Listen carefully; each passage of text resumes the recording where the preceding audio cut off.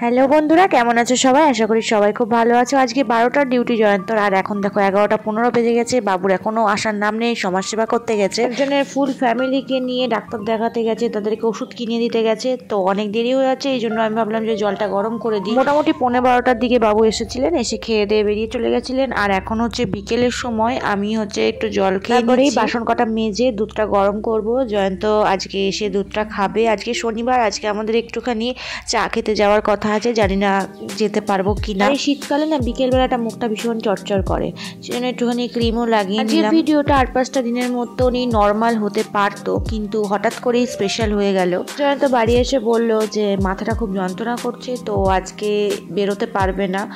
তো অনেক দিন হয়ে গেছে, প্রায় 2-3 মাস হয়ে গেছে আমরা চা খেতে বেরোইনি। অনেক আশা করে ফেলেছিলাম, তো মনটা সেই জন্য খুব খারাপ লাগছিল।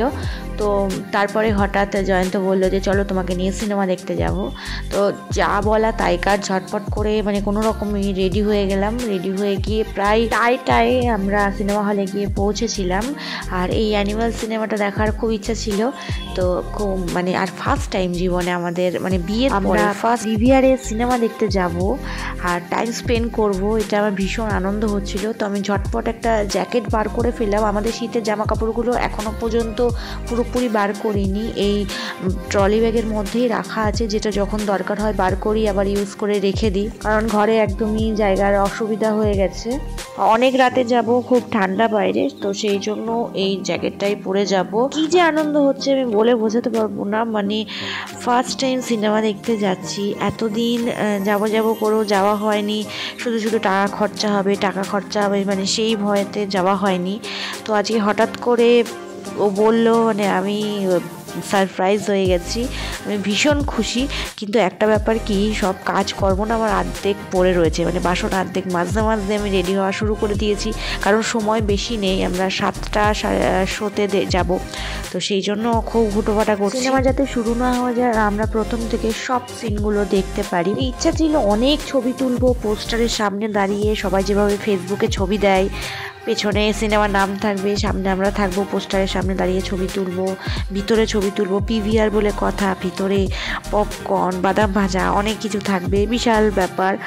কিন্তু আনফর্চুনেটলি আমাদের সঙ্গে একটা ইনসিডেন্ট ঘটে গেছে। আমি এতদিন ভাবতাম যে সিনেমা হলে যাব শুধু শুধু 500-600 টাকা খরচা হবে, কিন্তু মানে ভগবানের কীরকম খেল, আমাদের কাছ থেকে ডবল টাকা ভগবান নিয়ে নিল। মানে একবার যখন পেমেন্ট করেছে তখন না কার্ডটা হ্যাং হয়ে গেছে, হ্যাং হয়ে যাওয়ার পরে সেটা তাদের কাছে পেমেন্ট ঢোকেনি, তো আবার পেমেন্ট করতে হলো। তো আলটিমেটলি 2বার পেমেন্ট হয়ে গেল। জানি না সেই প্রথম টাকাটা রিটার্ন পাবো কি না বা কবে পাবো, কিন্তু ওই একটা মুড অফ হয়ে যাওয়ার জন্য সেভাবে ছবি টবিও আমরা তুলিনি।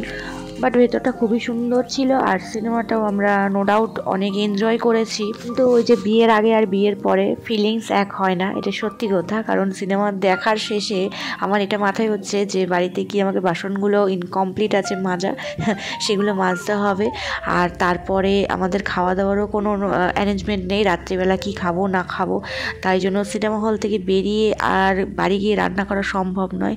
এই জন্য দোকান থেকে আবার রুটি তড়কা কিনে নিয়েছিলাম। আমি বলবো যে সময়টা আছে সেই সময়টাই আছে, তো সেই সময়টাকে ভালো মতন এনজয় করে নেওয়াটাই বুদ্ধিমানের কাজ। আমরাও সেটাই করেছি। এইভাবেই আমাদের অসাধারণ দিনটা হয়ে উঠেছিল একটা সামান্য সাধারণ দিন থেকে।